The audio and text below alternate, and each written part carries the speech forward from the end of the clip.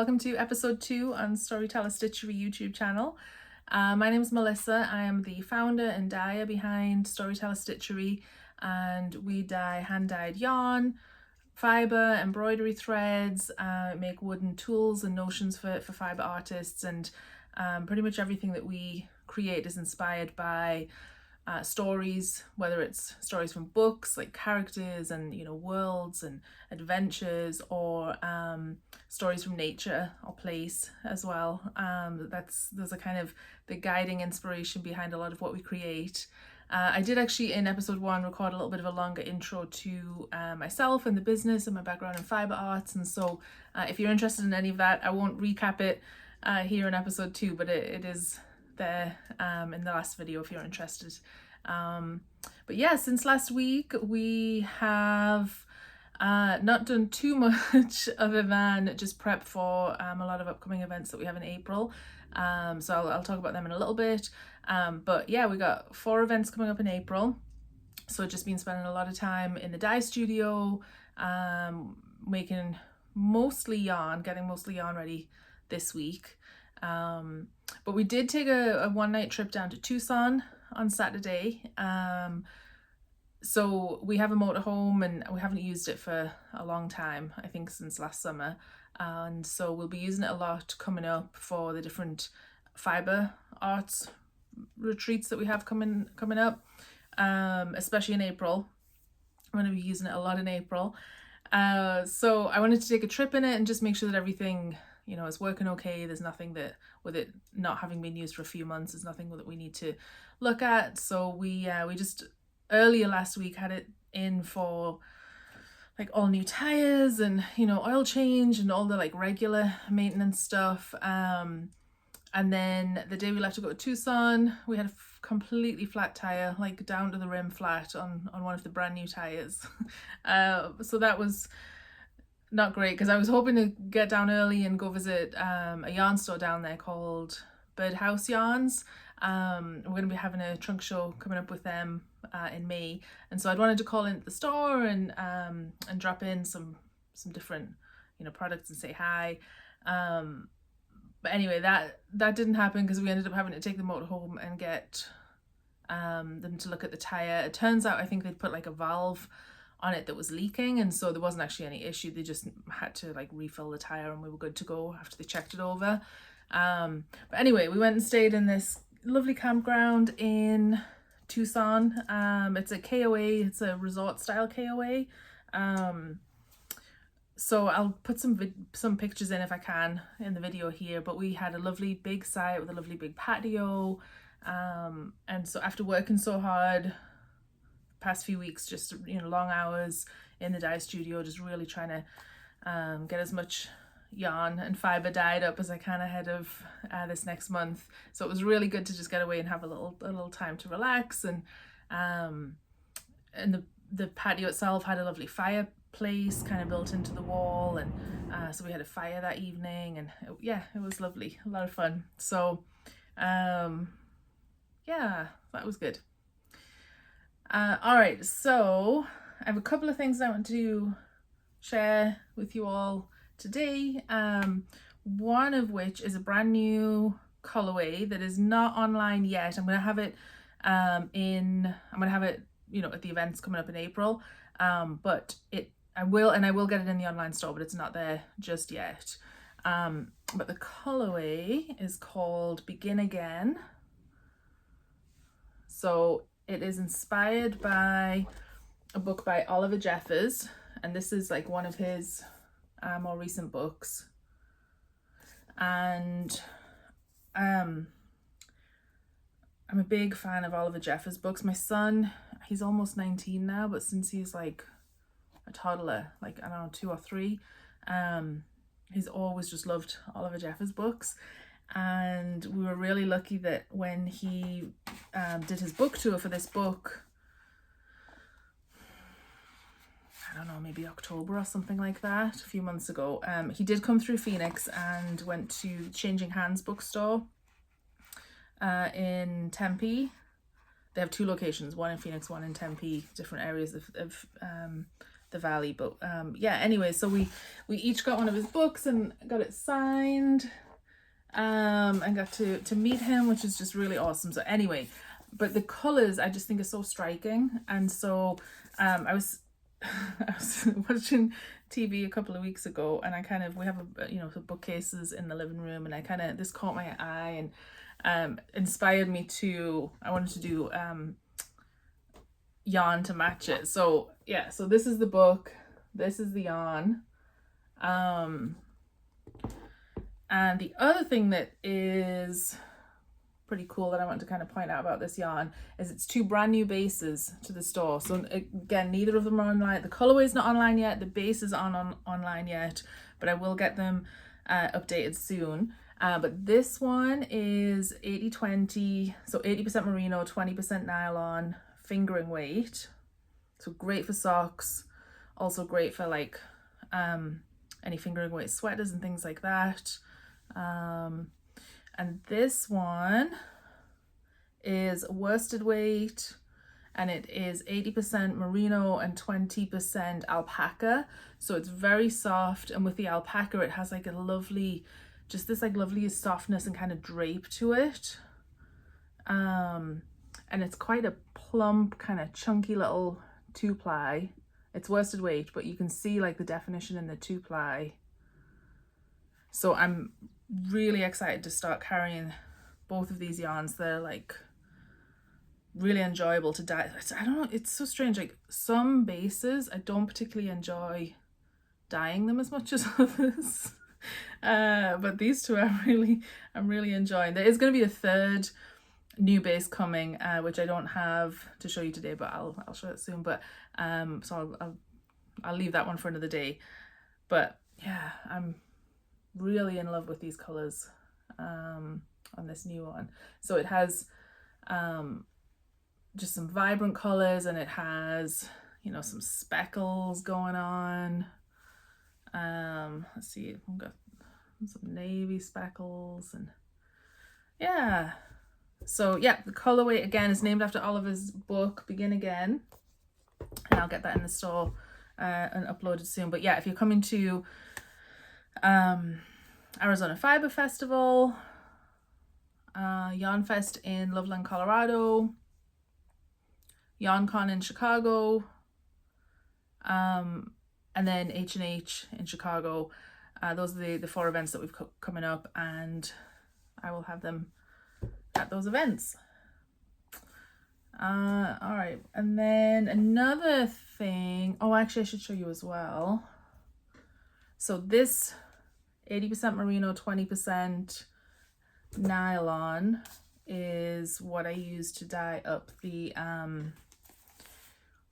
Beatrix Potter collection, and I just have these to hand right here, so I figured I would show you these two right here.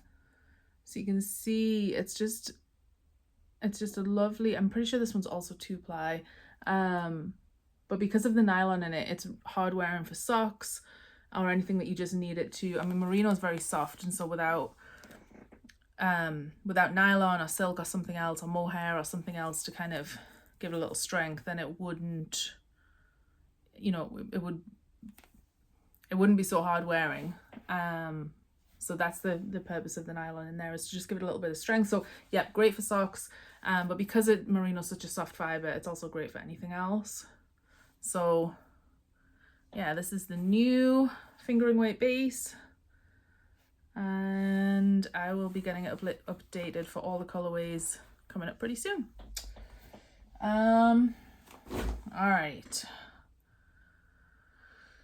so what else did I want to show you? I wanted to show you, okay, so one of the things that I'm going to be bringing, I should turn and look at the camera, one of the things I'm going to be bringing to the events coming up is a kit for a shawl, and this is it, and it's this beautiful lace weight shawl.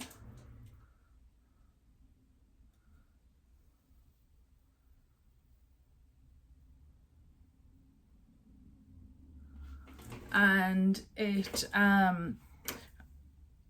by Laurie Cave, and she messaged me and let me know. And we've worked together on, like, she actually knitted the lovely, if you saw the Saturday shrug that we had at Vogue Knitting Live, she'd knitted that and done the coordinating, like the matching mittens that she'd written up the pattern very kindly for free, that we included in those kits at Vogue Knitting Live. So she'd proposed this, you know, coming up with this pattern. Let's put it on. And so it's using our romance base, which is the Suri alpaca and silk. So it looks like mohair. It's got the halo of mohair, but it isn't actually mohair. It's Suri alpaca. And yeah, so she'd proposed designing this pattern inspired by a shawl that's on display at one of the Arizona state parks, which is Yuma Prison, that was knitted by a prisoner there in the 1800s. And so in her pattern she goes into the story, but because this colorway, Copper State, is inspired by the history of Arizona, because if you don't know, Arizona is the copper state. There's a lot of copper deposits here, and that was the inspiration for this colorway. So yeah, she wrote up the pattern and very kindly sent it to me, and kind of knitted up the shawl and said that we could give away the pattern along with the kit for the beautiful shawl. Let's see if I can show you some of the detail on the scalloped, on the trim there.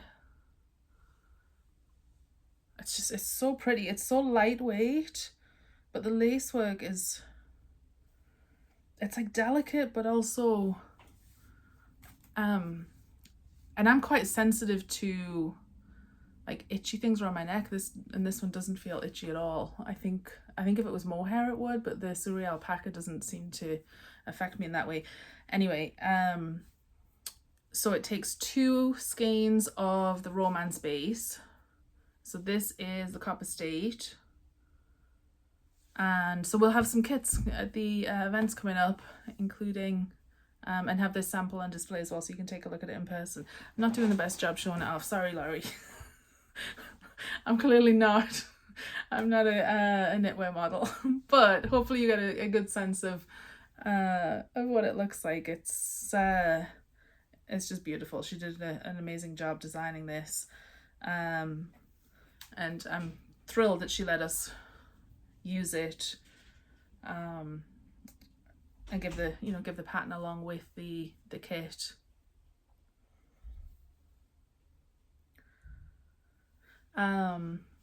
And then I had just dyed up, so somebody had ordered a romance on one of the new Beatrix Potter colors. So this is the Mr. Jeremy Fisher colorway, and so I'd grabbed that because I thought this could even be, like, if you wanted more of a if you weren't interested in like the Copper State colorway, this one would be very neutral and it would be beautiful for spring and summer. It's just kind of, to just pop it over your shoulders as a nice lightweight shawl. But even in the winter, I mean, I could see this lending itself to wintry colors as well. So yeah, anyway, I had that one to hand and I thought I would just grab it and show you along with that. So let me know if you have any questions about this. I'll probably put it on the online store, put the kit on the online store in May once we're back from all of the events. I don't think it'll go up before then. I'll have it at the event, in the in-person in the booth, but I don't think I'm going to put it in the online store until May. So yeah, let me know if you have any questions about that. And then another thing I wanted to show you was last week in episode 1 I'd shared about Storyteller Stitchery Society, and I showed you this. This was the Golden Age colorway inspired by the 7 Husbands of Evelyn Hugo and that kind of old Hollywood glamour. And so this was in February's Society kit. It is on worsted weight, 100% superwash merino yarn. Our base is called Fable. So Yeah, what I wanted to show you is, I'm going to try and put the photograph, hopefully I can do this. I'm going to try and put the photograph up to show you guys, but Amanda sent me a photograph of a scarf that she'd woven using this yarn, and so hopefully you see it on the screen now, and I figured out how to do that. But I just thought it was so beautiful kind of seeing it woven up like that, and so I wanted to share that. Amanda is on Ravelry as, just a second, make sure I get her name right. ACD101 is her Ravelry handle. I'll try and put that on the screen as well. So Amanda Cluxton, so she did a beautiful job. I just think it's stunning, the shawl that she's woven. So I wanted to share that. I love to see the things that people make with Storyteller Stitchery yarn and fibre and embroidery threads. And so yeah, if you make something and you are willing to share a photograph, I always ask permission before I share it publicly. So just by sending something to me, it doesn't mean I'm gonna, you know, if you don't want me to share it any further than that and share it publicly, that's totally fine. I absolutely won't. I just love to see things that you've made. But yeah, if you're willing to let me share it, that's great, because it's always fun to see what other people have made, and you know, it gives inspiration for things that we might want to make. So yeah, so thank you, Amanda. I appreciate you sharing that. I don't have any of my own projects, or I don't even have anything to share in terms of the sweater I'm working on, because I've made zero progress on it since last week.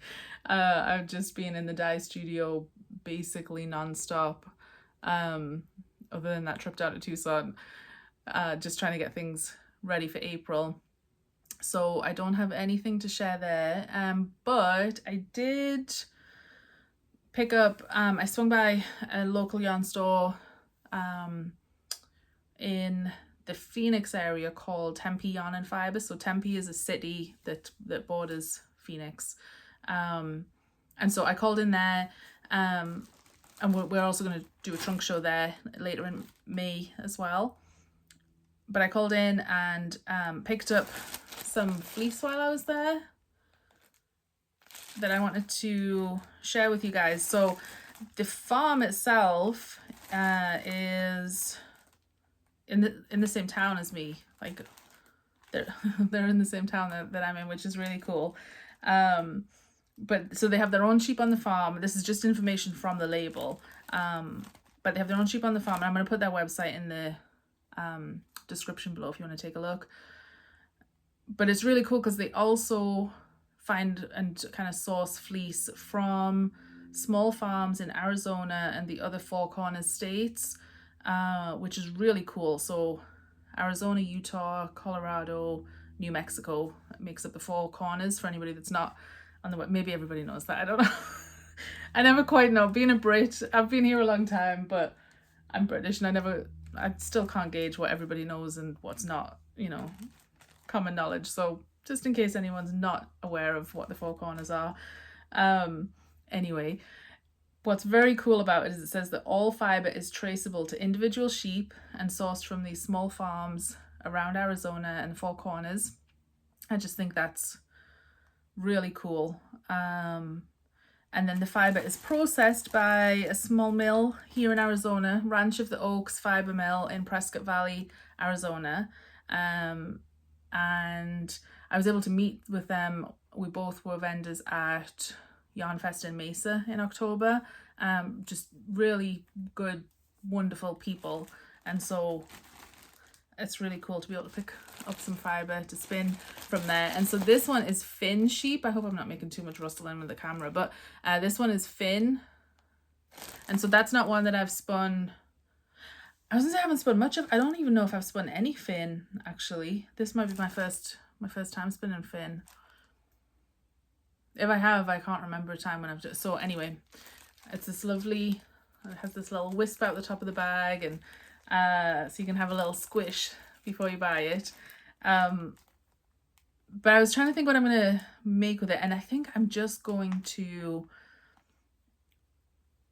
spin it however I feel like spinning it when I get it out, and then I'm not sure if I'm going to dye it or if I'm going to leave it natural. I'm kind of going to spin the yarn, see what I think, be inspired at that point for what I want the yarn to become, and then once I know what I want to make with it, then I'll decide if I'm going to dye it or not. And if I do dye it, what color I'll dye it in the yarn at that point rather than the fleece.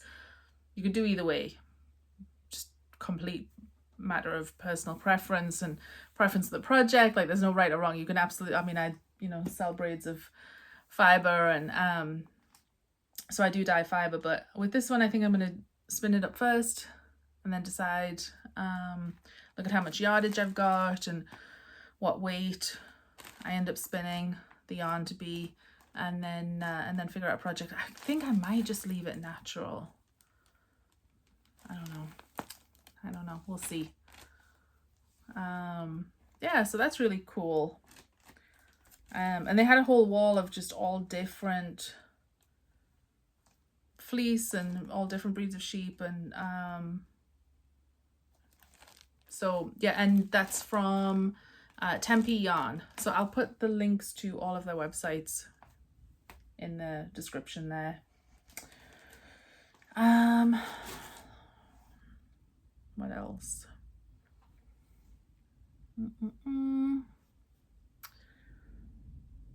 So one of the things that this arrived yesterday, and I was torn on whether to share it because it isn't at all fiber related, but it is stationery related.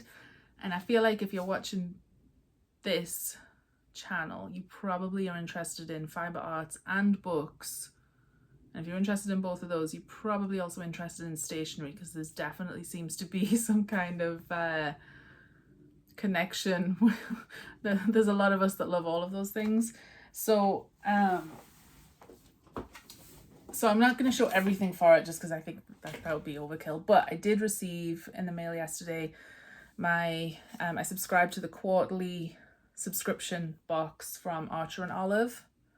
And if you are not familiar with Archer and Olive, they do beautiful stationery, like really lovely books, beautiful design. The paper is just really gorgeous, heavyweight, and so even when you're writing in it in fountain pen, like, it doesn't bleed through to the other side. I have a lot of Archer and Olive notebooks. So actually here's two off to the side here. So both of these are from former subscription boxes. Anyway, I don't know why I'm showing you them other than they were right in my eyeline there. But what I was going to show you, sorry, I get distracted. I was going to show you is this box, this lovely subscription box. So again, I'm not going to show you everything, but oh, look at the fountain pen, lovely fountain pen. And this little box with some inks in it.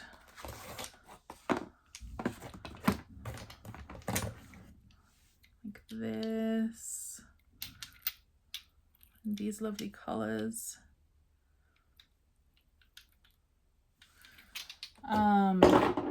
Oops, sorry. Hopefully that wasn't too loud. Camera. Clearly this is episode 2 and I'm brand new to YouTube and have no idea how to do any of these unboxings or demos or anything like that. So if you're sticking with me, thank you. I appreciate your patience. All right, so there's also 4 big chunky rolls of washi tape, which are really pretty. And then I think it's going to be like a little bit, yeah. Oh, so pretty. And then we're going to skip all the other stuff, except it comes with 3 notebooks. The notebooks always come in these lovely boxes like this. And I won't show you all 3 because I don't know. Let me know if you're interested in this kind of thing, and I'll show you more next time. But I feel like this is, you know, fiber arts, and maybe I'm like veering off into things that you're not super interested in. So so we'll make it brief, just in case that's the case. But this one like really took my breath away when I opened it. So, oh look.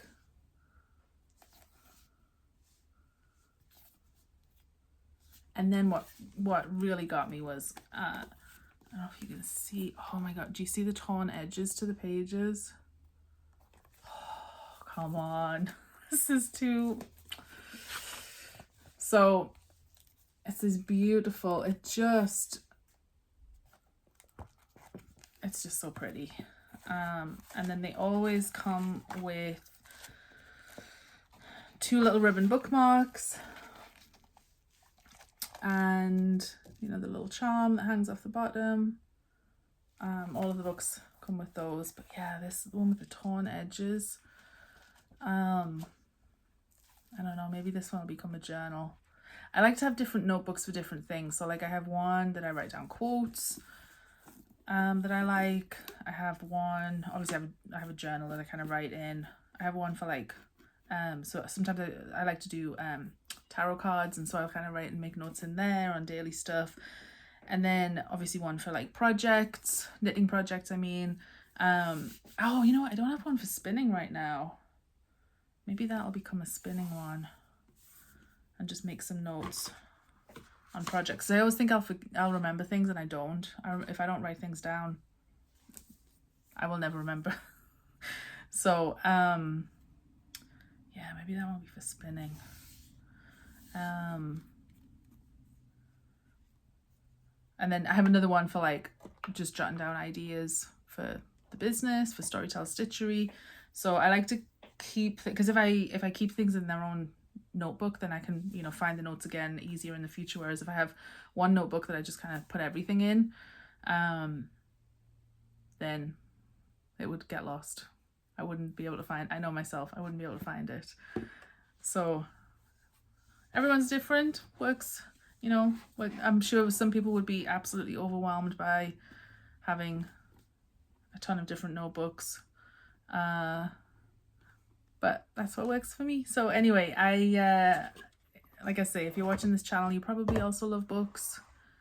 You probably also love stationery, just a guess. So I thought I would share that. So, all right, events that we've got coming up. Let's talk a little bit about that. So Friday, which is today when this video goes live. So Friday the 15th, I'm recording this on Thursday, so it's tomorrow for me, Friday for everybody else. Vogue Knitting Live is happening this weekend, and we are a vendor in the Vogue Knitting Live online marketplace. So we will be going live at 10 o'clock Eastern, which is 7 a.m. Pacific. And I'm going to be kind of sharing a little bit about Storyteller Stitchery Society, and talking about some of the you know, my approach to designing the colorways, and inspiration from the books and things like that. So Arizona is currently on Pacific time, so that's at 7 a.m. for me, so I will be there coffee in hand. But if you are attending Vogue Knitting Live online this weekend, then just know that we'll be there in the marketplace, and if you wanted to pop in and see us live, that would be fantastic. But the video is also going to be available for 2 weeks after the fact. They do this for all the vendors in the marketplace, so that everybody, all of the attendees, have a chance to kind of go and see all of the different vendors. So yeah, they have classes and things going, like it's a typical Vogue Knitting Live event. They have all sorts of things happening. So if you're interested, you could take a look, and I'm pretty sure it's not too late to sign up for classes. And then you can also get a ticket just for the marketplace if you're interested in that, and there's, you know, a bunch of different vendors there. So that's this coming weekend, starting tomorrow, which is March 15th. So I mentioned before the different events that we've got going on in April, and so because we are traveling a lot, so Camp Verde, Arizona, up into Loveland, Colorado, and then across to Chicago, it's a really busy month for us. And so what that means is we're not going to be shipping any orders out after April 1st until May 6th. So basically there's going to be a whole month where orders will not ship, with the exception of Storyteller Stitchery Society. So if you are a society member, that will ship as normal. That will be unaffected. I've made sure to plan around that so that, you know, that's all going to be fine. But any orders placed in the store won't ship after April 1st until May 6th. So if there's anything that you wanted and you are willing to wait a little bit, that's great. But if there's anything that you wanted and you kind of needed fairly quickly, then please make sure to get any orders in by the end of this month. And I'm going to put a notice in the shop as well, just so that everybody's aware, because I know that is a long delay, but they're just, with us traveling so much and all of the different events going on, there just isn't a way that I can keep up with all of it. And so we just made the decision to pause shipping for the month. I know it's not ideal, but it's just kind of what needs to happen for April because it's a busy month. But if you have any questions about that, send me an email or comment below, or, you know, email's the easiest way if you have, like, especially if it's questions about an order that you have or something like that, just because I can track it a little bit easier. But yeah, just shout up if you have any questions. Next week, I'm actually going to be gone at a fiber arts retreat. I'm traveling up to Washington State, and I'm going to be there. I'm going to be gone about a week, which is very exciting. So I'm going to be learning about different sheep breeds and spinning, and I have my knitting with me, and we'll be amongst the trees, and just, you know, it's going to be amazing. I'm very excited. And so next week's video, I'm actually going to record while we're there and hopefully have some footage of the event and things like that. So yeah, really excited for that. Really excited to share that with you all in the next video. I will still be keeping an eye on emails, responding to emails every day. So, you know, again, if you have any questions about anything, let me know. But yeah, super excited for that one. So I think that's it for today. I did want to say thank you to everybody who watched episode 1. I'll be totally honest, like, I recorded episode 1 and just, you know, put it out there and thought maybe, you know, maybe 10 people might watch. But fully did not think about or did not expect there to be many views. And so it's been up there like almost a week now, and I think when I looked this morning it was like around 600 views and like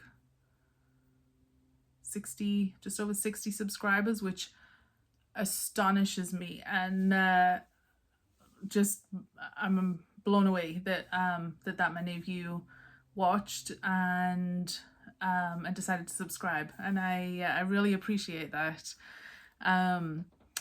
We'll see if episode 2 if this one changes your mind, but next week's video will be even better, I hope. So hopefully you're not unsubscribing after today. But anyway, I'm just joking. But yeah, I genuinely wanted to say thank you for those of you that that have watched and that subscribed, and that you know, some lovely comments there and people messaging me, and that was really unexpected and a lovely surprise. So thank you. I do also want to say happy birthday to my lovely husband Paul. I should say that before I sign off from the video. It is his birthday today, and he you know, has been helping massively in getting yarn ready for the events coming up, helping, you know, I do all of the dyeing and everything, but he really helps with twisting the skeins and getting them all packaged and the labels on, and so he's been really a trooper helping with that. So today is his birthday, so I think it's safe to say you got the night off from working tonight, Paul. We'll go get dinner, have a lovely night, and celebrate your birthday. So yeah, I just wanted to say happy birthday to Paul. But yeah, that's it for this week. So if I'm going to add all of my links to the various different ways you can get in touch with me in the description there. So my website is www.storytellerstitchery.com, and I am on Instagram and Substack as Storyteller Stitchery. But yeah, that's it for this week. So thanks everybody. Bye.